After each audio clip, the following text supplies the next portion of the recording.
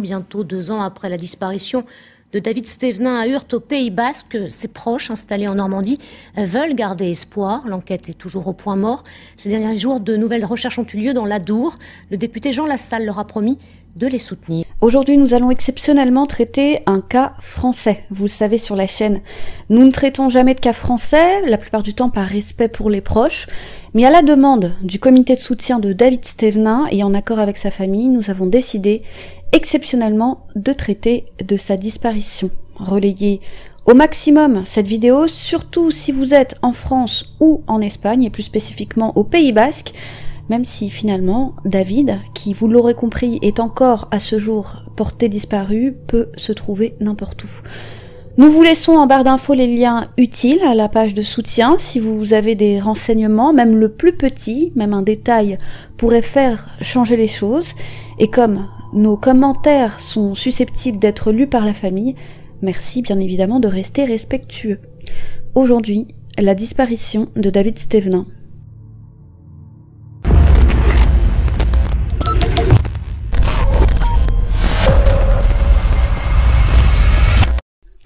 David est originaire de Normandie, dans le département 27, où sa famille était établie à l'époque. Au moment de sa disparition, il est alors âgé de 29 ans. Et nous allons tout de suite commencer par évoquer la personnalité de David.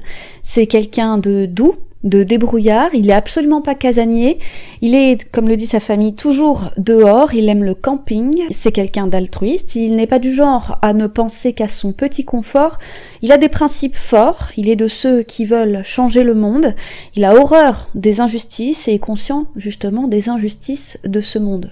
Il a le rêve qu'ensemble on puisse bâtir une société nouvelle, il a de grands idéaux, mais qui sont tout de même rarement suivis d'actes. Une belle théorie, mais peu suivie de pratique. Voilà comment Laura, sa sœur, me décrivait son frère. Il a une âme aussi d'artiste, il a littéralement de l'or au bout des doigts, il dessine merveilleusement bien, et d'ailleurs suit au moment de sa disparition des cours de dessinateur architecte à distance. Il en était très fier, il avait des objectifs précis, ses études lui tenaient à cœur, et donc, vous l'aurez compris, il avait un talent indéniable pour ce à quoi il se formait.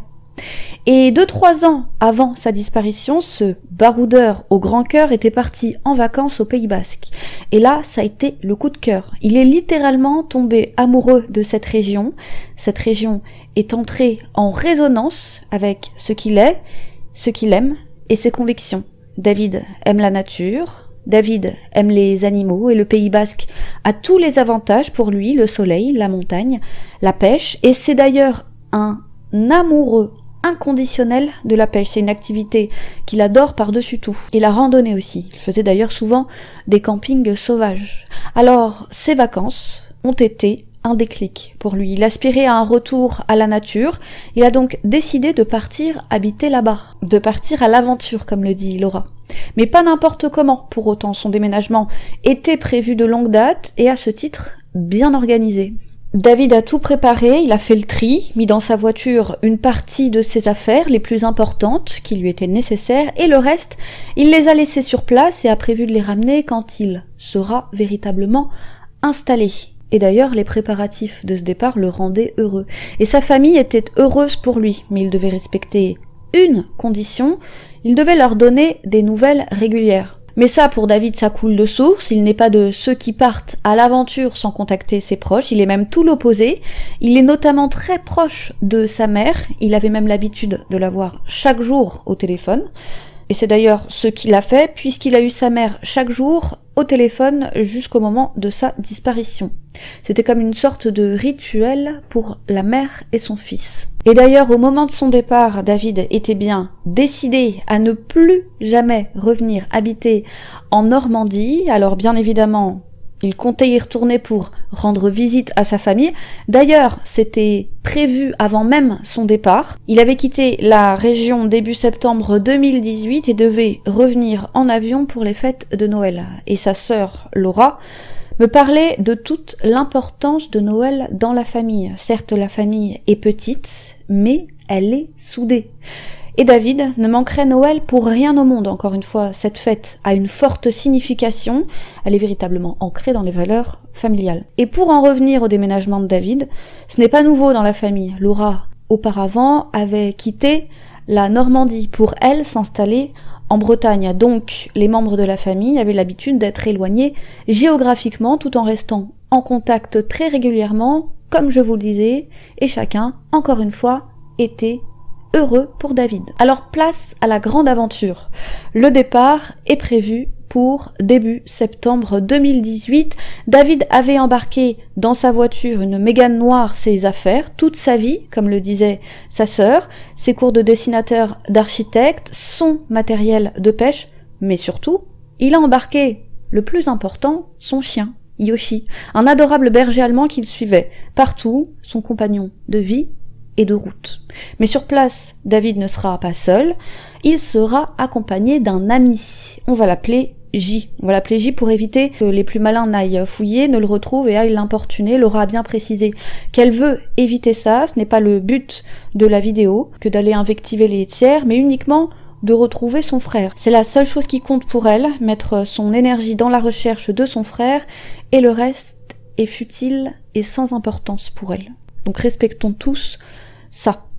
Alors pour en revenir à J, donc l'ami de David, la famille ne le connaissait pas.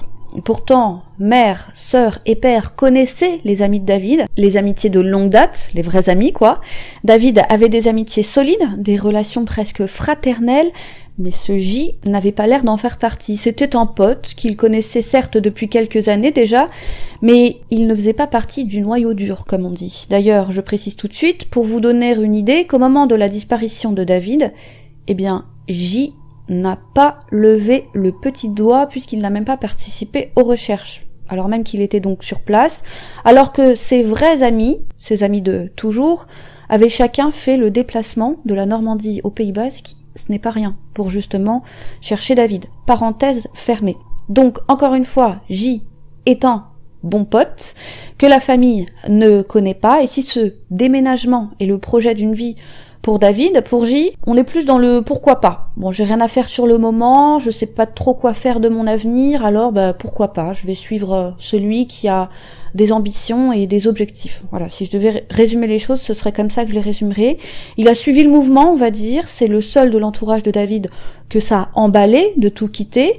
D'ailleurs, ce J était littéralement porté par David. David l'aidait, il initiait à la pêche. Donc encore une fois, pourquoi pas changer d'air, changer de vie. Mais pour l'heure, en route, le jeune homme, son chien et son ami arrivent dans la région le 4 septembre 2018. Ils ont prévu avec son ami de se faire héberger à droite à gauche, en attendant chacun d'avoir un véritable logement et en attendant de gérer les formalités administratives. Et encore une fois, rien n'est laissé au hasard. David avait même un rendez-vous de prévu 3 semaines après son arrivée, le 27 septembre, au CCAS d'Anglet, pour avoir une adresse postale et ainsi commencer les démarches administratives dans la région. Encore une fois, même si ça ne paraît pas être le cas, rien n'est laissé au hasard et David a tout prévu méticuleusement. Et comment ne pas commencer par faire le tour de cette magnifique région pour cet amoureux de la nature.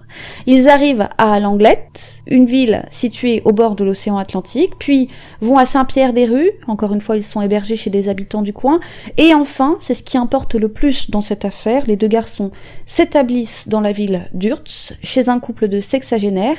Ils avaient sympathisé sur un forum de pêche, et le couple leur avait proposé de les héberger pendant 1 semaine. Donc, les deux garçons ne connaissaient pas intimement le couple, mais s'étaient assez liés pour que le couple leur propose leur hospitalité. Depuis leur arrivée, ils ont été hébergés par 3 hôtes au total, et le couple, c'est le 3e. Cette semaine passée chez le couple de sexagénaires se passe sans accroc, au point où lorsqu'elle se termine, les deux garçons décident d'organiser une petite fête afin de remercier le couple.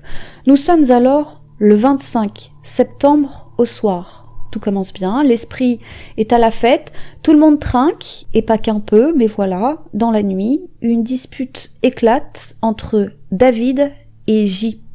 On ne connaît pas le pourquoi du comment, mais quoi qu'il en soit, les désaccords sont vigoureux puisque les deux amis en viennent aux mains. Et c'est à la suite de cette dispute en pleine nuit, que David aurait été mis dehors par le couple de sexagénaires qui ne supportait pas toute cette violence. Ils diront plus tard aux enquêteurs que David était le plus véhément et que c'est pour cette raison qu'ils l'ont mis dans sa voiture avec son chien et qu'ils lui ont dit de partir, l'air de dire « Tu pars et tu reviendras quand tu seras calmé prendre tes affaires ». Tout ça s'est fait dans la précipitation. À ce moment, David n'a pas son téléphone sur lui et en plus de ça, il est alcoolisé, sans compter qu'il ne connaît pas la région.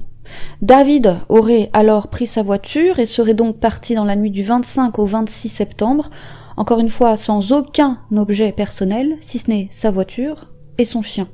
Et depuis, c'est le trou noir. David, c'est comme volatilisé, plus personne ne croisera sa route et jamais il ne reviendra. Et ça, la famille s'en rend compte très vite. Déjà, leurs appels restent sans réponse. Comme je vous le disais, David était en contact quotidiennement avec sa mère et il postait très régulièrement des photos de ses pérégrinations sur Facebook. Alors, un jour passe, puis deux, et il n'en faut pas plus pour alerter sa mère. C'est sans perdre une seconde qu'elle se connecte sur Facebook. Elle constate que David ne poste plus rien depuis qu'elle est sans nouvelles. Bizarre, et en fouillant, elle trouve le Facebook de l'ami avec lequel il est parti. Le fameux J, elle lui écrit, lui demande s'il a des nouvelles de son fils qu'elle n'arrive pas à joindre et il lui répond que David est parti et que depuis il n'est pas revenu. Mais il ne fait aucune précision. Donc à ce moment, la mère n'est même pas au courant de la dispute qui a précédé le départ.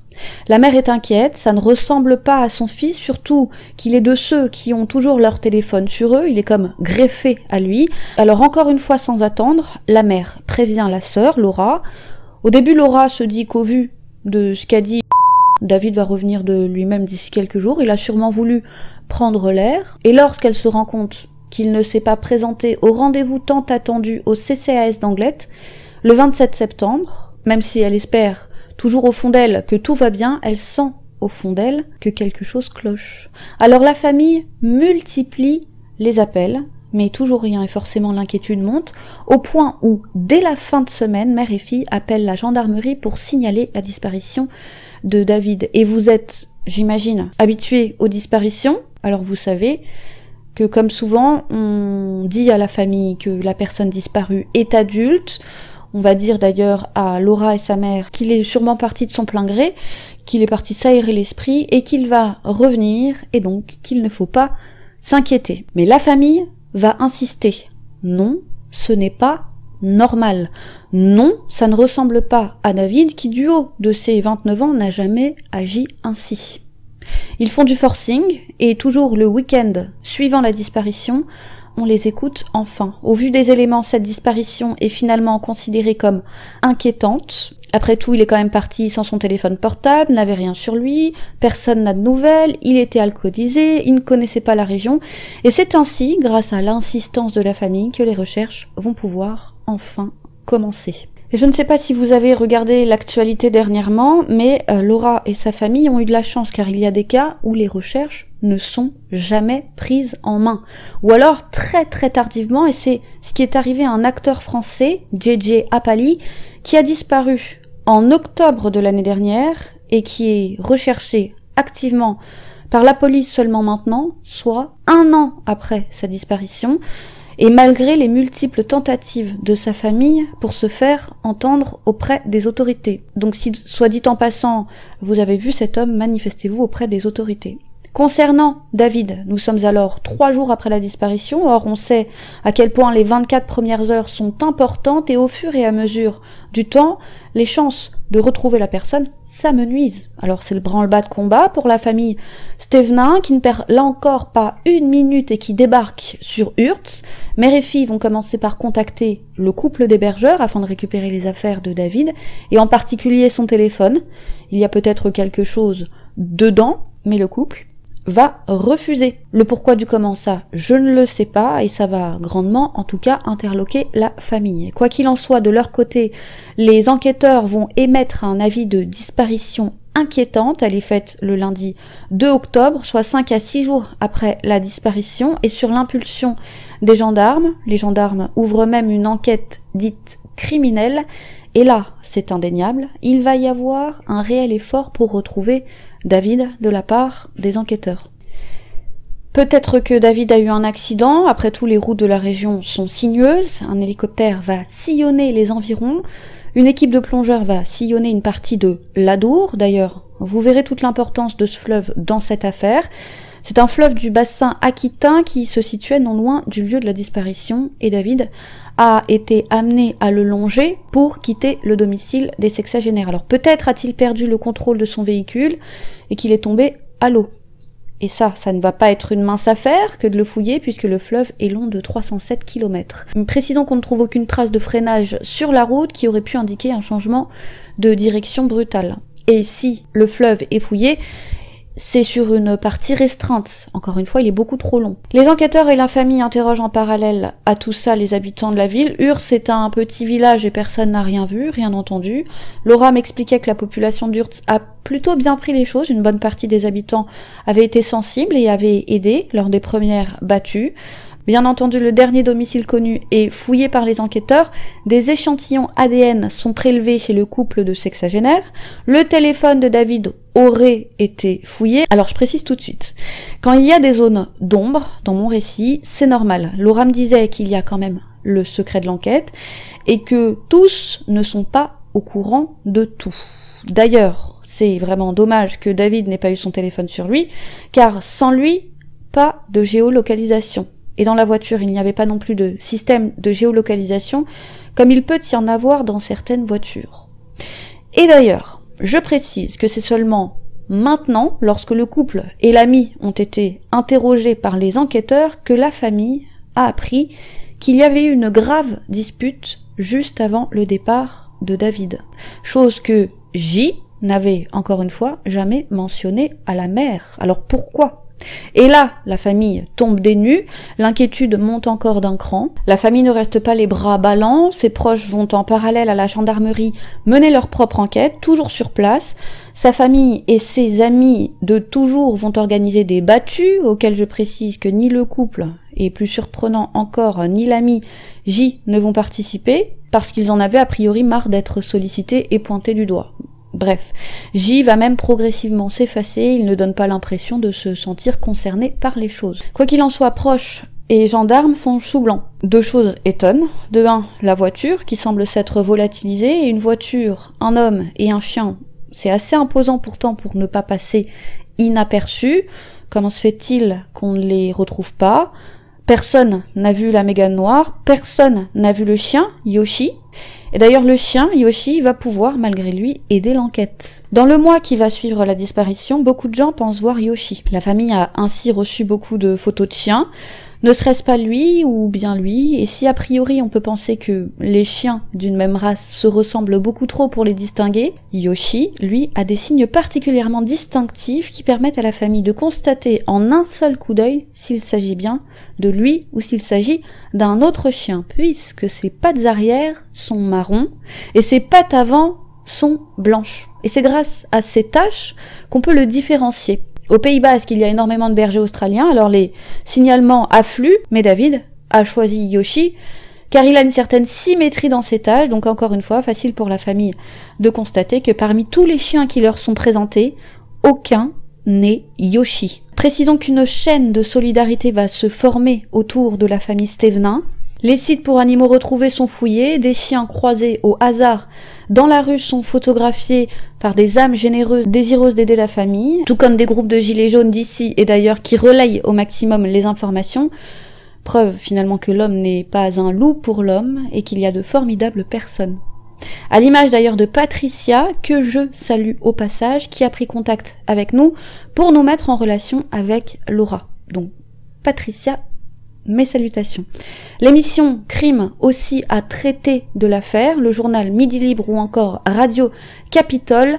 La solidarité était présente, même si, il faut le dire, de nombreux médias ont été contactés par les proches et n'ont rien fait.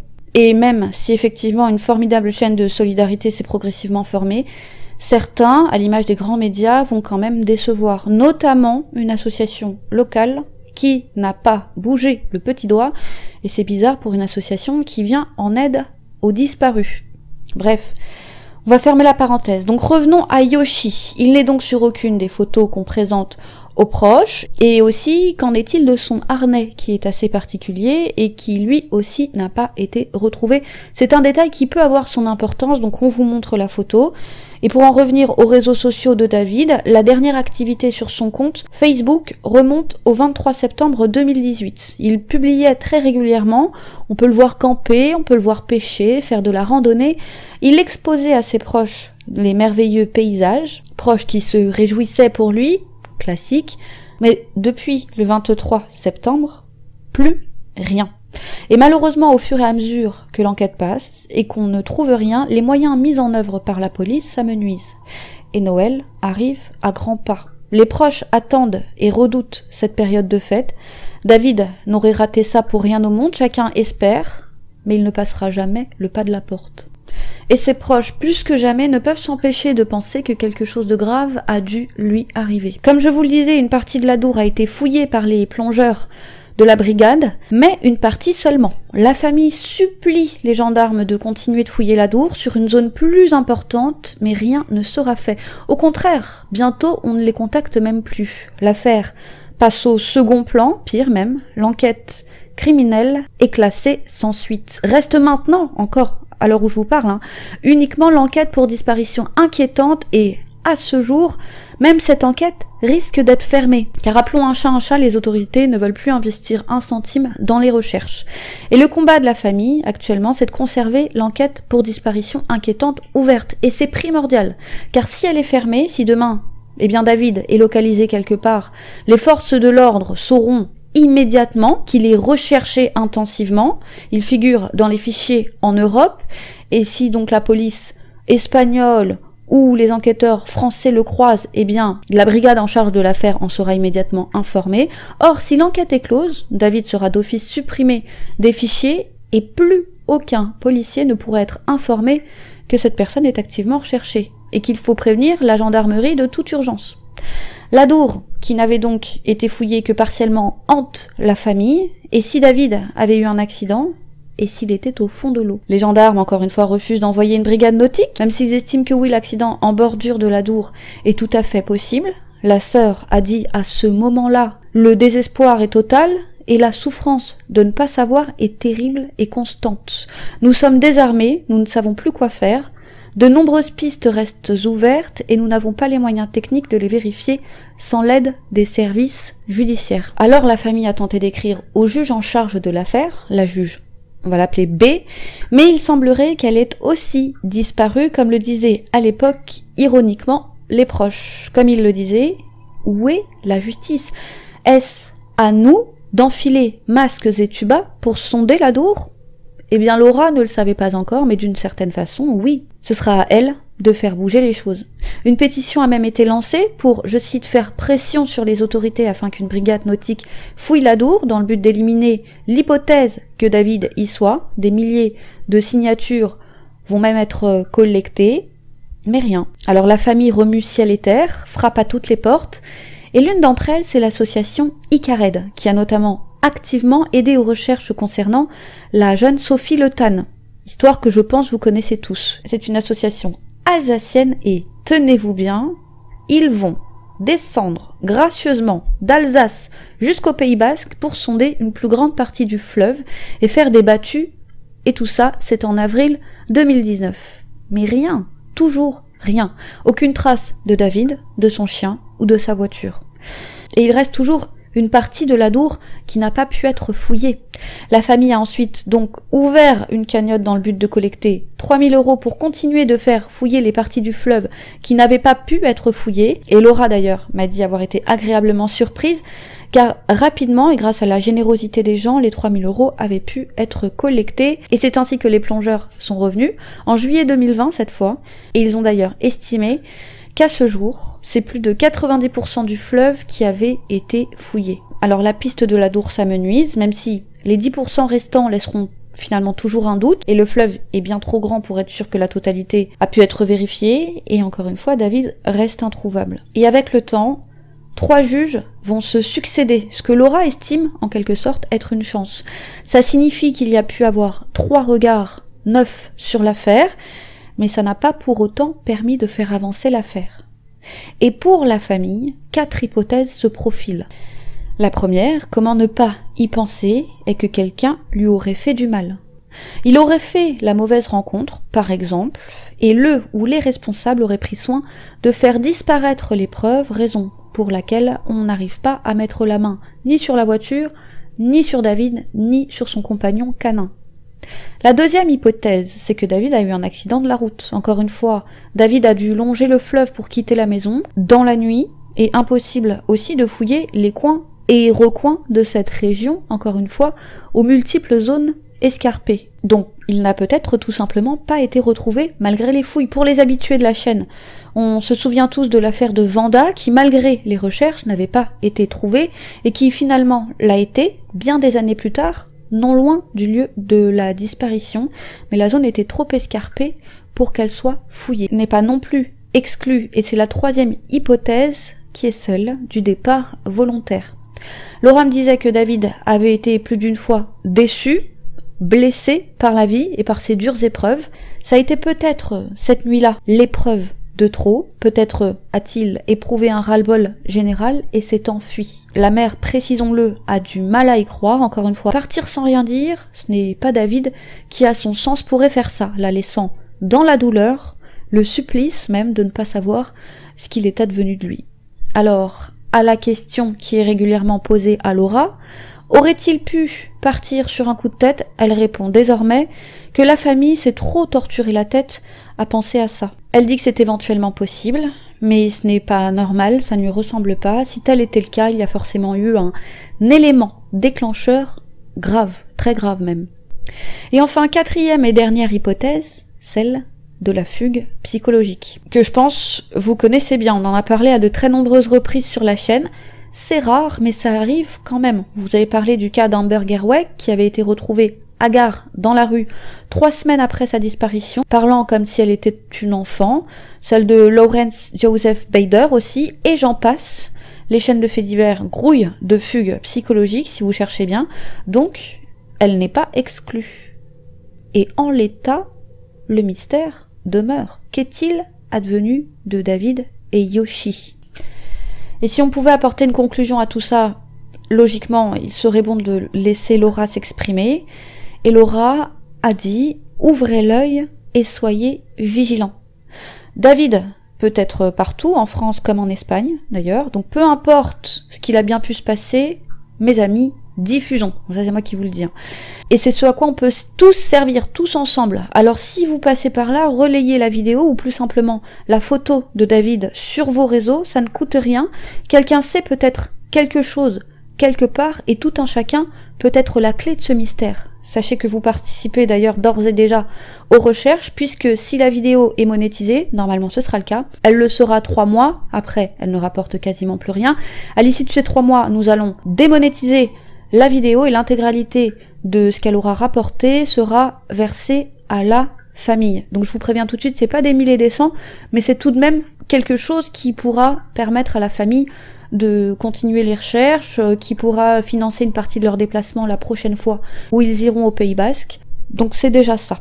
D'ailleurs, si vous voulez directement aider la famille par quelque soutien que ce soit, vous pouvez vous rendre sur la page Tous à la recherche de David Stevenin. À noter que j'ai aussi demandé à Laura ce qu'elle pensait de la médiatisation de la disparition de son frère. Je lui ai demandé si elle en était satisfaite. Et vous l'aurez compris, peu de médias finalement y ont consacré du temps, mais tout de même, elle a dit quelque chose de très intéressant. Selon ses dires, les proches ont conscience que, malgré ce qu'ils ont vécu, ils ont eu de la chance. Lorsqu'ils se sont rapprochés de l'association ARPD, qui d'ailleurs leur a été d'un grand soutien, ils ont pu rencontrer d'autres familles et ils se sont rendus compte que certaines familles de disparus, elles, se sont retrouvées littéralement toutes seules. Abandonnés, isolés, sans l'aide de personne, aucun coup de projecteur, leurs proches disparus n'avaient l'air d'intéresser personne, et souvent, la raison, c'est qu'il y a des situations de grande précarité derrière. Ce sont des sans-papiers, des personnes sans domicile fixe, etc. Et quand elle a découvert ça, ça lui a laissé un goût amer dans la bouche. Parce que c'est triste, c'est tellement triste. D'ailleurs, Laura a salué le travail formidable de cette association. l'entraide entre les familles, le soutien moral, etc. Et d'ailleurs, si quelqu'un de cette association passe par là, vous êtes des héros. Il n'y a pas d'autre mot. Alors la famille habite loin, mais va régulièrement à Bayonne depuis septembre 2018. Ils font ce qu'ils peuvent, relancent les campagnes sur les réseaux sociaux, posent des affiches, mais zéro piste, zéro indice. Et la famille reste dans l'incompréhension. C'est terrible de ne pas savoir, mais Laura me disait qu'elle préférait voir le verre à moitié plein. Elle a toujours l'espoir qu'il revienne. Impossible de penser autrement que de manière positive, a-t-elle dit. La famille veut diffuser l'affaire autant que faire se peut, faire en sorte que David ne tombe pas dans l'oubli, comme de nombreuses personnes disparues. C'est d'ailleurs devenu, je cite, le combat de la vie de la maman de David. Littéralement traumatisée, comme toute mère face à la disparition d'un enfant, elle a même été contrainte d'arrêter de travailler et sa vie, désormais, est consacrée à rechercher son fils. Elle y consacre toutes ses forces. Et, avouons-le, elle redoute que le pire soit arrivé à son fils. Elle garde espoir aussi, comment faire autrement, et on lui envoie tout notre soutien. N'hésitez pas d'ailleurs à le faire en commentaire, il y a des chances qu'elle et Laura nous lisent, qu'elle voit nos messages, et du soutien, ça met du baume au cœur et ça ne mange pas de pain, comme on dit. Force à vous, madame, si vous passez par là. Laura, quant à elle, est d'une dignité incroyable face à ce qui lui arrive, vraiment incroyable, et elle a précisé que les proches ne lâcheront rien. Encore une fois, ils vont régulièrement là-bas. Ils avaient récemment, c'était en mai dernier, donc mai 2020, entamé un parcours au Pays Basque en passant par Lourdes, Pau, Utsaritz, Urt, etc. pour continuer à sensibiliser les gens. Et enfin, pour terminer, sachez que David, à l'heure où je vous parle, a 31 ans. Voilà les amis, c'est tout pour aujourd'hui. Merci de nous avoir suivis pour cette vidéo un peu exceptionnelle. On y a mis beaucoup de cœur. Voilà, encore une fois, tout notre soutien aux proches. Espérons que David soit retrouvé. Quant à moi, je vous dis à très vite sur YouCrime pour une autre triste histoire.